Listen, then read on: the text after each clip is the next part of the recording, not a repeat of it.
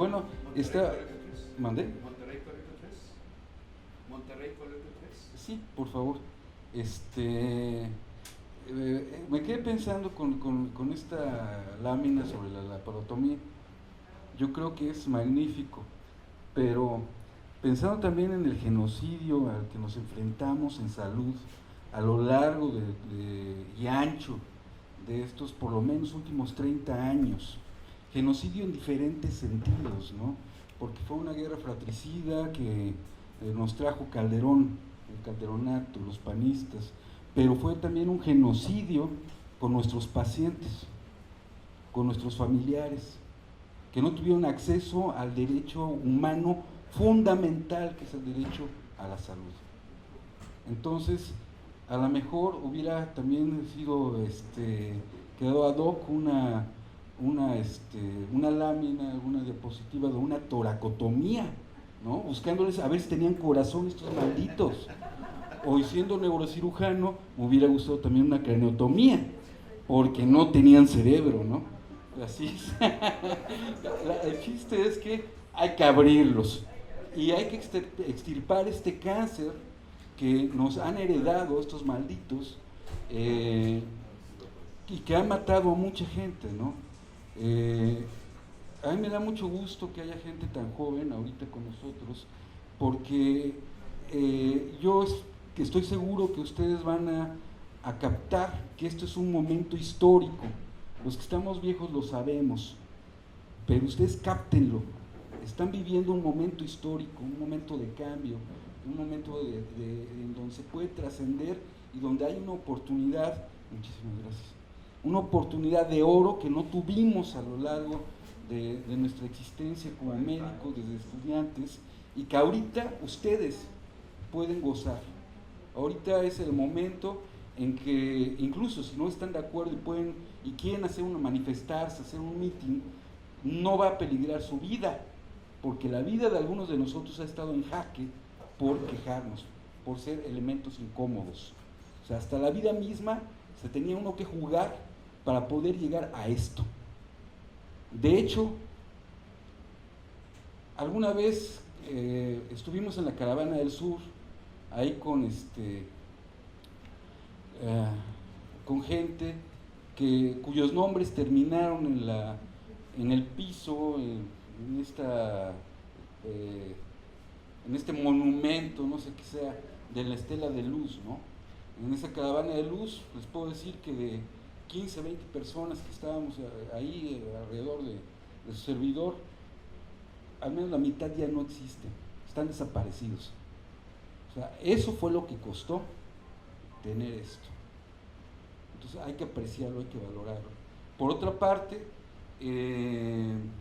antes de que olvide, a las compañeras psicólogas yo quisiera decirles que efectivamente la sociedad actualmente está enferma y entonces el problema es una enfermedad mental.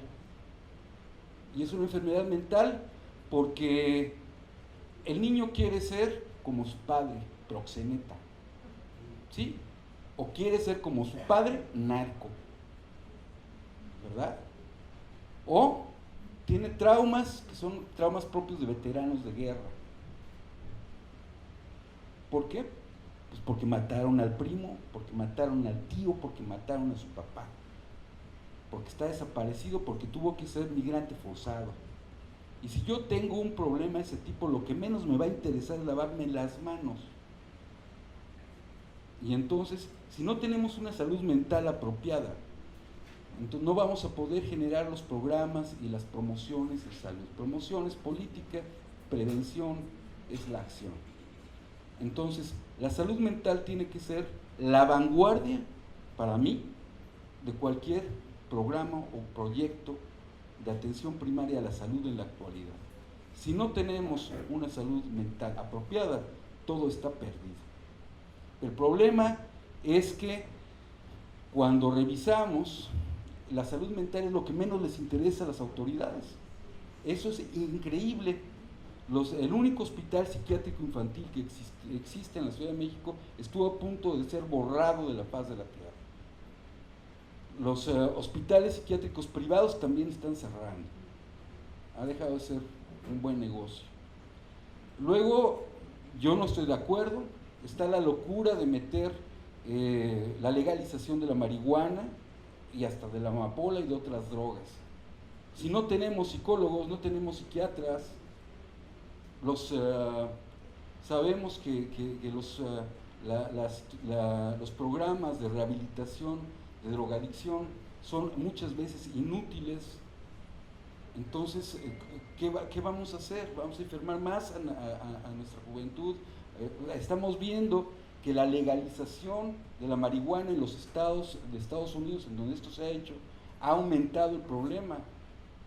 Por ahí alguien me puso en el Facebook, es que esto lo hizo Mújica. Sí, pero no porque Mújica lo haya hecho, voy a tener el mismo error.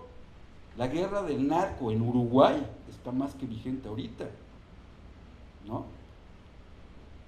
En Holanda es puerta de entrada de drogas hacia el resto de Europa. Entonces, no creamos tampoco mucho lo que algunos dicen sin antes analizar. Bueno,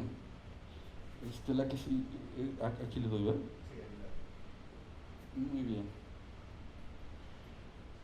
Recientemente pues celebramos nuestra independencia y por fin lo que nosotros estuvimos peleando durante mucho tiempo, ¿no? Que alguien con decencia pudiera levantar nuestra bandera, pero ese alguien, ahora en septiembre, pues ya había dicho que el sistema de salud es una ruina, y lo ha demostrado, ¿no? Dijo, bueno, pues lo primero que hay que hacer es combatir, para que México salga adelante, combatir el huachicoleo, es decir, la economía, pero también, y lo platicamos también con Porfirio Muñoz Ledo, hay otro tipo de huachicoleo, que es el segundo problema con el que se ha estado confrontando López Obrador, y es el huachicoleo de medicamentos, es decir, la medicina, la salud.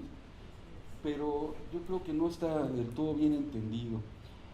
Hay, obviamente, que una serie de antecedentes hablando de este mes patrio, y quisiera remitirme a alguien que yo admiro mucho, a nuestro generalísimo Morelos, al siervo de la nación, cuando en los sentimientos de la nación, preámbulo de la primera constitución, habla de que pues hay que moderar, un buen gobierno tiene que moderar la opulencia, la riqueza, y también la pobreza, y tienen que quitarse la ignorancia, la rapiña y el hurto. Y entonces vemos que los sentimientos de la nación de Morelos están más vigentes que nunca, mucho más vigentes que nunca. ¿Por qué? Porque nuestro sistema de salud está en ruinas gracias a la rapiña, gracias al hurto, gracias al saqueo neoliberal. Y esa es la razón. Gracias al priismo, gracias al panismo, gracias a todos aquellos que fueron por su tutsi, por su torta y por su despensa, y que vendieron su voto y que no pensaron en lo que estaba pasando y que iba a costar vidas humanas, es que estamos como estamos, pero por fin tenemos la posibilidad de cambiar las cosas. Es el mismo Morelos, a través de la Constitución de Apatzingán, en donde por vez primera en nuestra patria se habla, no solo, en los sentimientos de la nación, se habla de la independencia de México, una independencia muy relativa, porque nuestro vecino del norte y otra serie de intereses internacionales hace que esa independencia sea muy relativa, y en salud más que relativa. Somos totalmente dependientes, porque nos quitaron las pocas vacunas que producíamos, porque no tenemos un medicamento que produzcamos como Estado mexicano, porque dependemos de las medicinas que la industria privada, la iniciativa privada nos venda. Por eso es que, bien decían, no es gratuito, sino todo cuesta. Pero bueno, aquí en esta Constitución, por vez primera, también se habla de derechos humanos, de los derechos de justicia y de igualdad social. Por lo tanto, nuevamente es algo que estamos buscando y que tenemos la posibilidad de tener a partir de este sexenio, y que va a depender de cada uno de nosotros que esto se pueda conseguir. Bien, ¿cómo se va de acuerdo a este gobierno a lograr este derecho humano a la salud? Bueno, a través del Plan Nacional de Salud, donde se pretende incrementar el acceso a la salud a través de la universalización, y por lo tanto se requiere de una modificación, de una reforma al artículo 4 constitucional para poder conseguir esto, a través de un abasto de medicamentos apropiado, a través del mantenimiento de los inmuebles, a través de una ampliación de la infraestructura, con una organización y una planificación de toda esta estructura. Hay que tomar en consideración que este seguro popular no es un producto del PAN, no es un producto del PRI, es un producto, como se comentó, de Funsalud. Para quien no lo conozca, ustedes pueden entrar a Funsalud en Google y van a encontrar que Funsalud es una AC, una asociación civil. ¿Qué tiene que ver una asociación civil en los destinos de cada uno de nosotros? Pues es muy fácil. En Funsalud, como asociación civil, es una asociación civil, pero de todas las transnacionales farmacéuticas y también de empresas farmacéuticas nacionales, también de FEMSA Coca-Cola, ahí está metido Nestlé, y ellos son los que han colocado a los rectores en la UNAM y después a los secretarios de salud. Entonces, son intereses privados, pero su producto más depurado era el seguro popular, o es el seguro popular.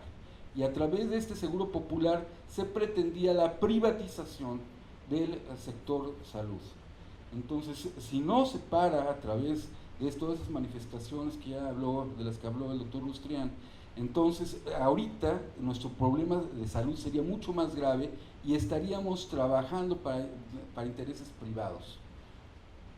De hecho, de alguna manera lo estamos haciendo, pero sería peor todavía. Y ese seguro popular dejó fuera a 20 millones de mexicanos que no cuentan con esta cobertura. El seguro popular, bueno, cubría a 53 millones, es decir, necesitaba cubrir a cerca de 75 millones de personas.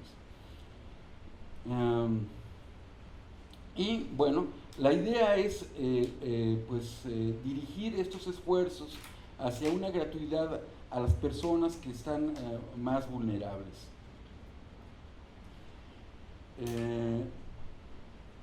¿Cómo conseguirlo? Pues a través de una federalización de estos sistemas y adoptar uno de estos modelos de los que nos hablaba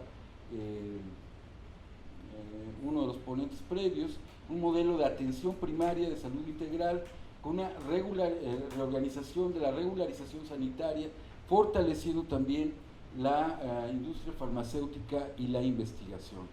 Sin embargo, creo que a veces no se entiende por el propio gobierno de qué se trata el tema, ¿no? Porque ha habido algunas declaraciones en donde los investigadores pues son sabelotodo y que no llegan porque no están en el terreno, en la trinchera, cuando que eso no es del todo cierto.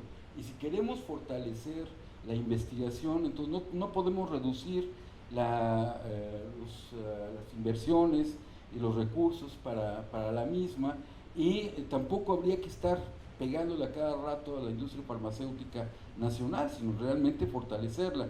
Claro que aquellos pues van a querer seguir haciendo tranzas, hay que mantenerlos a raya también para poder conseguir esos objetivos, que estos objetivos sí son muy importantes, pero que hay riesgos en el intento por realizarlo. Al principio de este sexenio, en diciembre, pues se empezó a trabajar. Andrés Manuel López Obrador, ustedes recordarán, en diciembre hace una reunión con los gobernadores de los estados del sur, sureste del país, los de mayor pobreza, y ahí se habla de que en 2 años se va a lograr la integración de todo el país a este sistema. Sin embargo, hay algunos estados que han dado muestras de reticencia al respecto y nos causan muchos problemas para poder conseguir ese Plan Nacional de Salud, como lo es concretamente Jalisco, ¿no? Guadalajara ha puesto algunos se han hecho diferentes estimaciones sobre cuánto dinero se requeriría para poder cubrir las necesidades de la salud de la población. Pues una de las primeras estimaciones fueron esa cifra de 22,000 millones de pesos. Como veremos, está muy por debajo de lo necesario. Esa reforma del artículo 4 constitucional de sus leyes secundarias es muy importante, si no, no se pueden conseguir algunas cosas. Entonces la voluntad política es siempre fundamental para poder conseguir un cambio radical, sustancial en cualquier objetivo nacional que estemos considerando. Después se habló de un fondo de 90,000 millones de pesos que venían también con las cosas de los gastos catastróficos para poder subsanar el déficit que tenemos. Por otra parte, también se previó un aumento de 50,000 millones de pesos adicionales a ese fondo. Ya empezaba a ser un poco más realista el tema. Con esto pues, se decía, bueno, vamos a poder garantizar con estas cifras la atención en el primer nivel de salud y en el ISSSTE y en el seguro particularmente se van a atender las emergencias. No importa que no sea derechohabiente, la persona si hay una emergencia tiene todo el derecho a ser atendido por ahí y en los lugares que estaban destinados anteriormente al seguro popular se le va a dar gratuidad a los medicamentos sin importar el tipo de medicamento y sin importar el tipo de enfermedad, lo cual todavía desafortunadamente no está realizado, pero esa es la intención. Y bueno, se siguió insistiendo en que debía haber inversión en ciencia y tecnología y otro de los temas para lograr esto pues era la regularización de 80,000 plazas en el sector de personas que están con honorarios que son eventuales, pero ahorita vamos a ver el tema porque esto es muy importante y porque además se requiere una inversión extra por adelante. Entonces el CIEP recientemente en la Cámara de Diputados dijo que para poder tener todas estas plazas se requiere una inversión extra de 18,000 millones de pesos. Entonces pues es dinero que se va requiriendo, ¿no? Por eso es que los críticos y detractores de la 4T pues han urgido a crear la fuente de financiamiento de este instituto, ¿no? El INSABI, de lo que ya nos habló el doctor Industrial.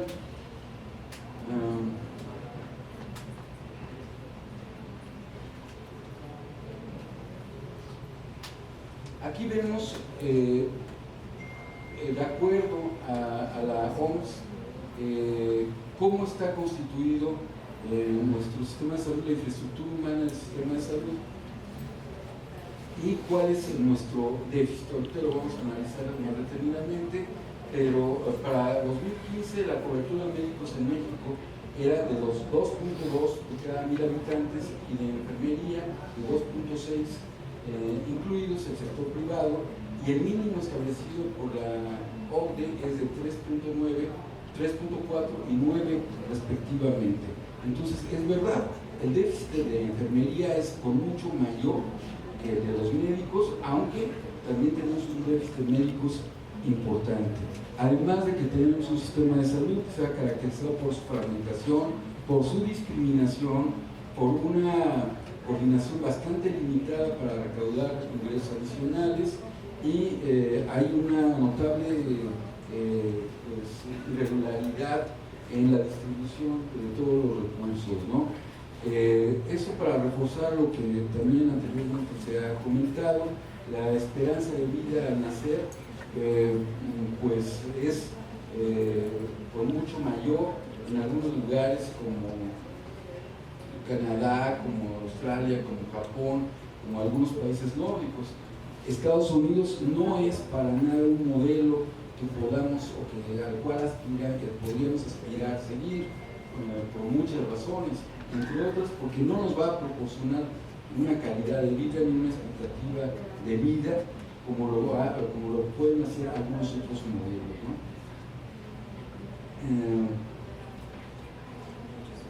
Ahora, este derecho humano a la salud nace desde 1948 como tal en la Declaración Universal de los Derechos Humanos, en donde se habla de que la salud es un derecho fundamental y que además de esto pues no es solo la mera ausencia de enfermedad, sino que también pues salud es el vestido, la alimentación, además de la asistencia sanitaria. Eso es salud. Y eso es lo que tenemos que proveer a la población. Como médicos también tenemos que entenderlo, que nuestra función no es únicamente curar, sino prevenir y poder facilitar que la población tenga un vestido adecuado, una alimentación adecuada, una comida adecuada, un trabajo digno. Todo eso es parte de la salud.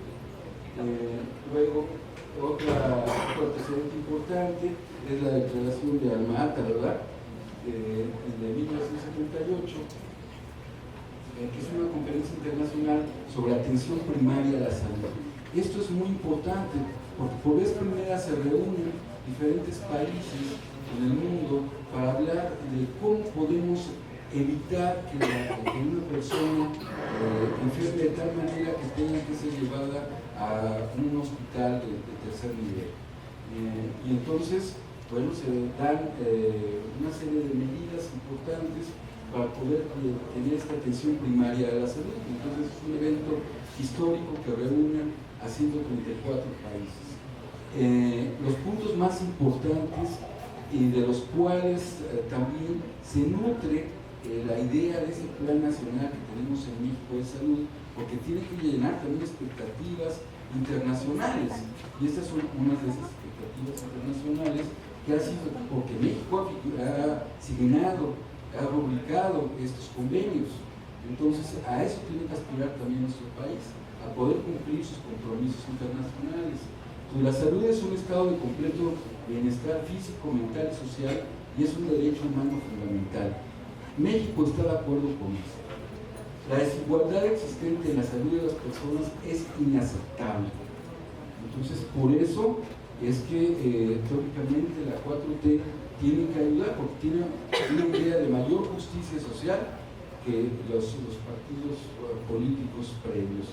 El desarrollo económico y social es esencial para poder alcanzar la salud. Por eso también creo que está en lo correcto el gobierno actual al tratar de echar adelante la economía primero, al tratar de terminar con ese huachicoleo, al tratar de terminar con la corrupción, para que entonces con ese desarrollo económico y social que es fundamental, poder lograr los objetivos sobre salud. Y la atención primaria en salud es la clave para poder conseguir estos objetivos de desarrollo y de justicia social. Otra cosa interesante es que esta atención primaria en la salud refleja las condiciones de cualquier país y de sus comunidades y que debe ser orientada hacia los grupos más vulnerables. Todo esto se habló en esta conferencia, y otra de las situaciones es que debería haber una cooperación mayor entre los diferentes países. Esta conferencia lleva a otra en Ottawa en el 21 de noviembre de 1986, en donde se hace una nueva carta basados en la Declaración de Alma-Ata sobre la atención primaria y la salud. De ahí viene algo del año pasado, que es la conferencia de Astana. Todo esto, pues, centrado en esta Declaración de Alma-Ata del 78, en donde, pues, de las conclusiones es que, pues, el mundo, pues, va desarrollándose de manera desigual, de tal manera que, por ejemplo, hay 2 médicos por 10.000 habitantes en África, cuando que en Europa hay más de 32. Y que han sido, pues, los esfuerzos realizados desde 1978 a la fecha, pues, insuficientes, y que al menos la mitad de la población mundial carece de acceso a los servicios sanitarios básicos. Entonces, algo muy parecido a lo que está pasando en México, y es algo que no puede ocurrir simplemente por humanidad, por humanitarismo, ¿no? En esta declaración de Astana hubo un compromiso para fortalecer los sistemas de atención primaria de la salud como paso esencial para lograr la cobertura sanitaria universal. En esta declaración de Astana, pues se habla del creciente impulso mundial para aumentar la inversión en la atención primaria de la salud, y no el recorte presupuestario, sino al contrario, incrementar la inversión. Entonces, a todo esto tenía que comprometerse nuestro presidente y la Secretaría de Salud para poder entrar dentro de ese consenso internacional. O sea, no es nada más de ocurrencia, sino son una serie de programas y compromisos internacionales, y además, pues, nuestra propia historia, como hemos visto, la que nos lleva a estar en este punto en la actualidad. Es un punto de quiebre, es un parteaguas, es un momento histórico. Recientemente, pues, tuvimos también, hace un mes más o menos, un simposio de acceso universal a medicamentos de calidad y a bajo costo en la Cámara de Diputados, y que nos hizo favor el grupo parlamentario del Partido del Trabajo de impulsar, donde estuvo presente, pues, la sociedad, Salud y Sociedad, con la participación también de la OMS-OPS, Cecilia Acuña, en donde actualmente la OPS, pues, habla lo mismo, de que la salud es un derecho, de que el papel del Estado es primordial, de que debe haber equidad, de que pues, los servicios de salud deben ser integrales, y que en esto la responsabilidad es del gobierno, ¿no? También ellos mismos saben, se dan cuenta que el gasto de bolsillo para los pacientes en el país es injusto, y llega hasta el 41%, comparado con otros países es exorbitante. A pesar de que México es uno de los países que más invierte en salud dentro de los miembros de la OCDE, es también de los países en donde más gasta el paciente para poder tener salud.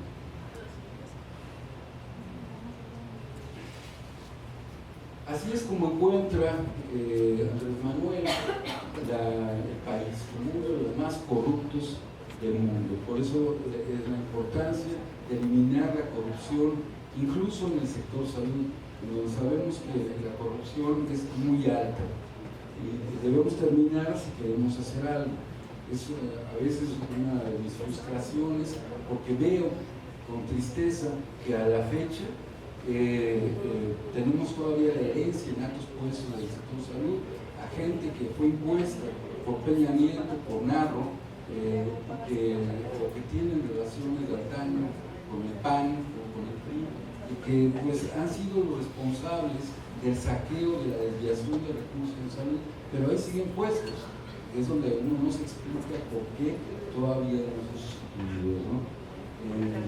Porque este es uno de los ejemplos, ¿no? En este evento, en donde pues, se habla de que el sector salud a nivel internacional, en donde expertos de la ONU dicen que el sector salud es un caldo de cultivo y se estima que 200.000 millones de dólares se pierden por fraude y corrupción en el cuidado de salud a nivel mundial en forma anual. Pero, ¿quiénes son los que organizan estas cosas? Entre otros, está Julio Sotelo, a quien he denunciado por crimen de lesa humanidad y tortura médica, pero lo interesante es que es presidente del Comité de Ética de la Academia Nacional de Medicina. Entonces es una incongruencia que estos truanes, que estos ladrones, que estos asesinos estén en un comité de ética de una Academia Nacional de Medicina hablando con los expertos de la ONU sobre lo que es el saqueo en el sector salud en diferentes países. Entonces los mismos saqueadores, los mismos ladrones, los mismos pillos son los que organizan a veces ese tipo de eventos. Bueno, lo que les comentaba, AMLO promete poner fin a la corrupción en salud en un par de años y esto es muy importante porque aquí narro al principio pues denuncia que hubo una desviación de 1.150 millones de dólares en el sector salud. Después la Auditoría Superior de la Federación habla que no fueron 1.150 millones, fueron 16.000 millones.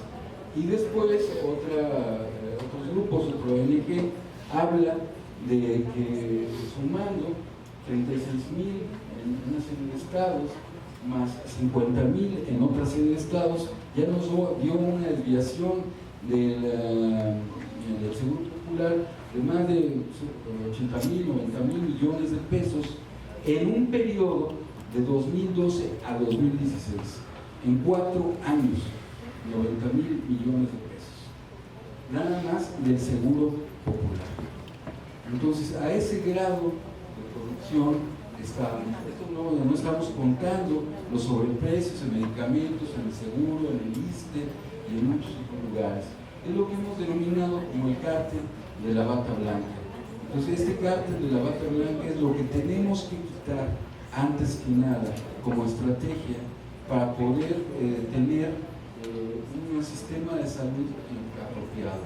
O sea, no podemos estar durmiendo con el enemigo, ¿no? O sea, tenemos que eliminar la corrupción y a los corruptos y ese barrer de arriba para abajo que todavía no se da en el sector salud es lo que no acabo de entender y que yo creo que entre todos podemos presionar para que estos cambios se den, porque pues, la gente que logró todo esto muchas veces ha sido excluida de esa cúpula de decisiones, esa toma de decisiones.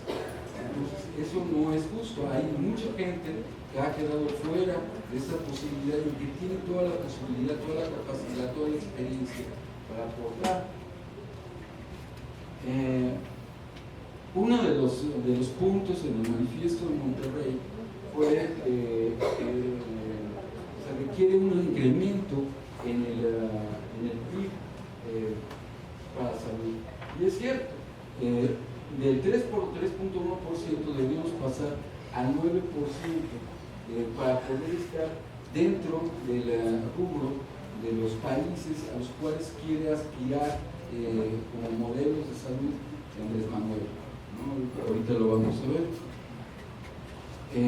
Debe eliminarse esa discriminación, por eso es necesaria la universalización. Por ejemplo, el Seguro Popular, en su catálogo, pues hay 1.603 intervenciones médicas, cuando que en Pemex pues son 8.000 intervenciones médicas. Pues dependiendo de lo que tenga uno, con el derecho a audiencia, es la posibilidad de vida o muerte en ocasiones, ¿no? Entonces, sí es muy importante que esto se homologue. Estas son las cantidades, las cifras que son invertidas. Por ejemplo, el Seguro Popular per cápita, 2.852 pesos contra Pemex, 8,761 pesos, o sea, la diferencia es muy grande. Y sin embargo, esto como anécdota, ¿no? Necesitamos 9% del PIB para que nuestro país pueda ofrecer ese acceso al derecho humano a la salud, pero ese 9% del PIB lo tienen 4 familias en el país. 4 familias en el país.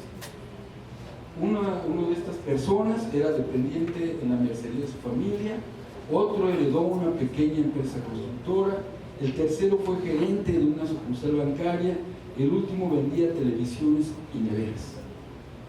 Entonces, aquellos que aspiran al American Dream, créanme, no necesitamos irnos a Estados Unidos. Aquí está el Mexican Dream, el Wild West, realmente está aquí en México, ¿no? ¿Cómo es posible que 4 personas tengan el PIB, 9% del PIB, lo que hace falta para que todos podamos, todos los que estamos aquí reunidos, podamos darle la atención adecuada a nuestros pacientes? 4 personas: Slim, Larrea, Balleres, Salinas Pliego. Si ellos pusieran su lana, muchas personas estarían vivas. Bueno, algo que dijo Alfredo Jalife, nuestro amigo, en ese simposio en la Cámara de Diputados, es de este otro grande problema al que se enfrenta López Obrador, ¿no? Y es que de cada 100 pesos que cuesta un medicamento, el distribuidor se queda con 42. Entonces, de ahí la gran bronca. Ustedes han visto en redes, en los medios, que trae López Obrador contra algunas farmacéuticas, sobre todo contra algunas distribuidoras de fármacos en sus prácticas monopólicas. Ahora, realmente sí podemos pensar que podemos llegar a los niveles de Canadá o de Dinamarca, como ha dicho López Obrador. Primero, tenemos que estar conscientes que se requiere el aumento del PIB, es llegar al 9%, llegar al 10% del PIB. Eso es lo primero, inversión. Ahora bien, ¿qué es lo que pasa con Dinamarca, por ejemplo? En Dinamarca ellos tienen 5.4 millones de habitantes, tienen 3.6 médicos por cada 1,000 habitantes, y aquí hay algo muy interesante. El salario medio de un médico familiar es de aproximadamente 100,000 euros anuales. ¿Nos va a pagar eso este sexenio? 100,000 euros anuales a un médico general, ¿no? Esa es una de las cosas, y si es así, pues qué padre, ¿no? Bueno, en Dinamarca el salario del médico de familia se sitúa por encima del salario de los especialistas. Entonces ellos, para poder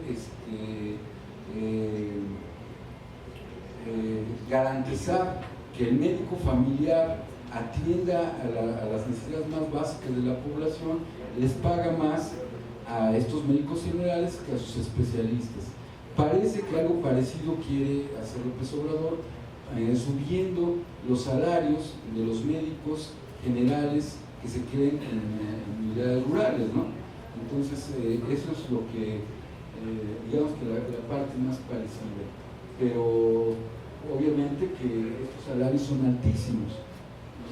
Entonces, este modelo, pues, quién sabe.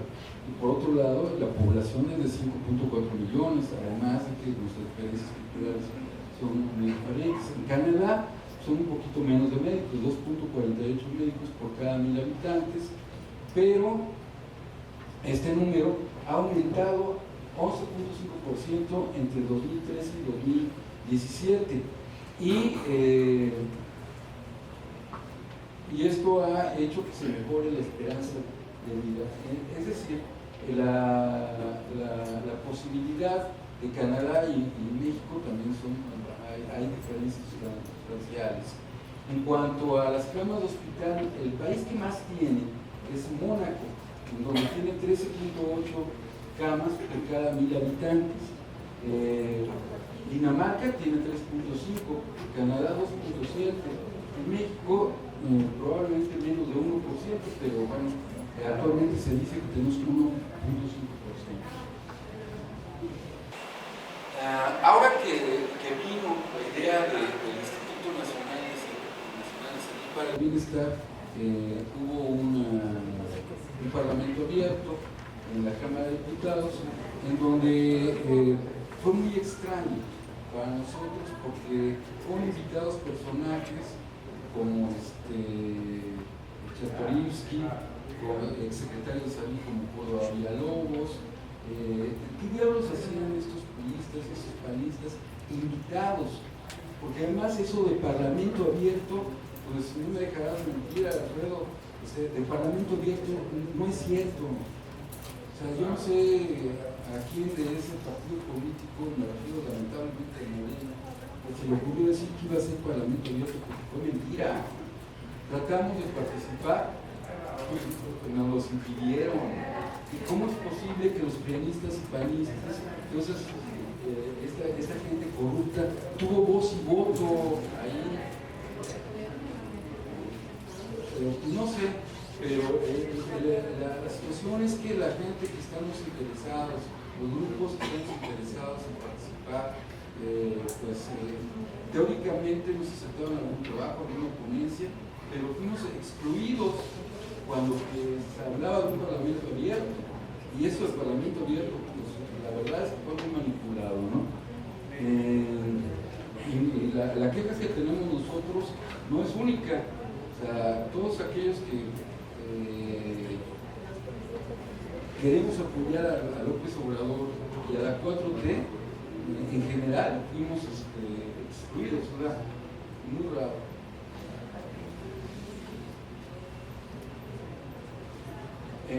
¿Qué es lo que dicen los detractores a lo largo de esas audiencias públicas? Pues que este Instituto Nacional de Salud para el Bienestar adolece del análisis estratégico y realista.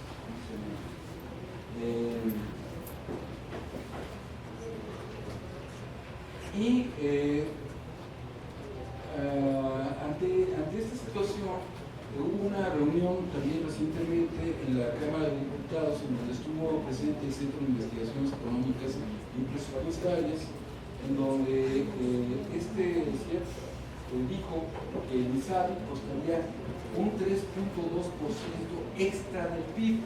Es decir, ellos estaban hablando de subir el presupuesto al por lo menos 6% del PIB actual para poder lograr algunas de las metas que estaban propuestas a través del INSABI. Hablaban de que este artículo 77 bis, el cual ya trataron, que presenta ambigüedades y definiciones. Estas son las críticas al respecto, ¿no? Y que habría que manifestar más claramente las fuentes de financiamiento del INSABI y que el cálculo presupuestario debería ser más realista. Este CIEP habla de que debería haber una transición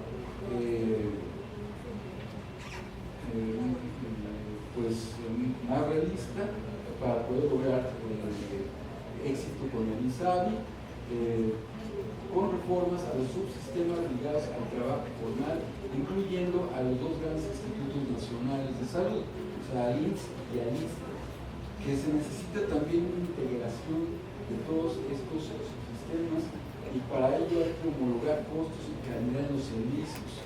Entonces, esto es importante y hay que tener mucho cuidado, mucha precaución, porque habla de la necesidad también de pago por parte de los pacientes, y que hay un reto significativo para poder lograr el financiamiento de todo este sistema.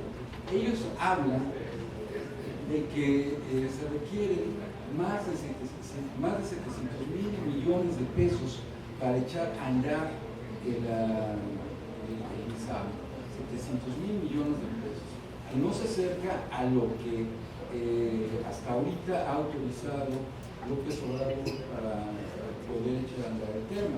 Pero además, lo decía, dice, si nosotros queremos cubrir las 25 enfermedades crónico-degenerativas más frecuentes en 75 millones de personas, es decir, en los 53 millones de personas afiliadas hasta ahorita al Seguro Popular, más los 20 que andan por ahí volando sin ninguna cobertura, tener esos 75 millones de personas y la cobertura de 25 enfermedades, entonces esto tendría un costo de más de 1,000 millones de pesos. Y si nosotros además queremos basificar a todos los trabajadores que están por honorarios de acuerdo a lo que ha propuesto Andrés Manuel, pues esto tendría un costo extra de 18,000 millones de pesos más. Sabemos que el IMSS tiene 64 millones de derechohabientes, que el ISSSTE tiene 13 millones, el Seguro Popular estos 53 millones. Esto está graficado. Sabemos que muchos de estos afiliados están en diferentes sistemas, ¿no? O sea, una persona puede estar afiliada al IMSS, al ISSSTE, al Seguro Popular, a la Pemex, y entonces esto es una merma y que también hay que controlar. Por otro lado, que ya vimos las declaraciones, por ejemplo, de Mireles, ¿no? Al respecto de sus quejas de estos derechohabientes. El IMSS cuenta con 70,000 médicos, 101,000 enfermeras y 33,000 camas cesables. El ISSSTE tiene 22,000 médicos, 21,000 enfermeras y 6,000 camas. Y la Secretaría de Salud dice tener en los informes oficiales previos 105,000 médicos, 152,000 enfermeras y 42,000 camas. Se necesitan, de acuerdo al AUDE, estas cifras que ya habíamos visto, 3.2 médicos, 8.8 enfermeras, 4.8 camas por cada 1,000 habitantes para tener una atención adecuada. Con esta infraestructura que tenemos actualmente, el IMSS solo puede atender a 13 millones de derechohabientes y deja descubiertos a 51 millones de personas. El ISSSTE puede cubrir a 3 millones de derechohabientes, cuando hace nada más uno sumas y restas, ¿no? Y deja sin atención a 9 millones de personas. Y la Secretaría de Salud atiende a 19 millones de afiliados, pero deja sin atender a 33 millones de personas. Esa es nuestra realidad nacional. Y bueno, al IMSS le hacen entonces falta 137,000 médicos y 470,000 enfermeras. Le hacen falta 278,000 camas. Al ISSSTE le hacen falta 20,000 médicos. Le hacen falta 93,000 enfermeras. ¿Cuándo vamos a formar estas enfermeras? Le hacen falta 56,000 camas. Al Seguro Popular, si se utilizara todo lo que teóricamente existe, pues le hacen falta 65,000 médicos. Le hacen falta 316,000 enfermeras.